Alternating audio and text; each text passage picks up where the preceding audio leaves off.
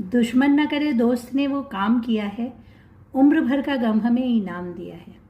जी हाँ, मोदी जी के अंतर्राष्ट्रीय मित्र ट्रंप ने कल भारत के निर्यात पर 50% टैरिफ बढ़ाने का उपहार देश को दिया है।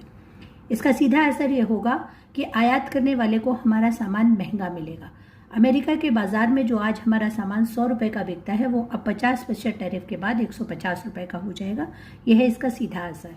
मोदी जी, इसका दूसरा असर मैं आपको बताना चाहती हूँ कि अमेरिका के साथ हमारा निर्यात जो 87 बिलियन डॉलर का है वो घटकर सीधे 49 बिलियन डॉलर का रह जाएगा और हमारी जीडीपी 2.17 लाख करोड़ के घाटे का असर महसूस करेगी। ये हुआ दूसरा सीधा प्रभाव। अब आते हैं तीसरी बात पर। आप कल से कह रहे हैं कि स्वदेशी अपनाएंगे और इस व्यापारिक संकट को हम मैनेज कर लेंगे। मोदी जी, अर्थशास्त्र उल्टा करके तो मत पढ़ाइए। स्वदेशी का मतलब है कि हम उत्पाद बढ़ाएंगे, उत्पाद बढ़ाने से हम सेल्फ सफिशिएंट होंगे, मतलब हम आयात कम करेंगे। इसका मतलब ये कतई नहीं होता कि हम निर्यात बंद कर देंगे।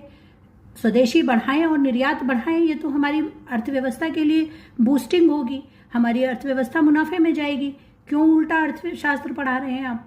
और देश को क्यों फिर एक बार धोखा देना चाहते हैं? कहिए, आप प्रधानमंत्री हैं, जिम्मेदारी लीजिए मंच से कि हाँ, देश को एक गंभीर आर्थिक संकट झेलना पड़ेगा, बेरोजगारी बढ़ेगी, बाजार में व्यापार बंद होंगे क्योंकि हमारा निर्यात कपड़ा, कारपेट, फर्नीचर, आभूषण, हीरे और सोने पर ज़्यादा होता है अमेरिका के साथ। तो इसमें इन सभी क्षेत्रों में हमारा स्किल्ड लेबर लगा हुआ है।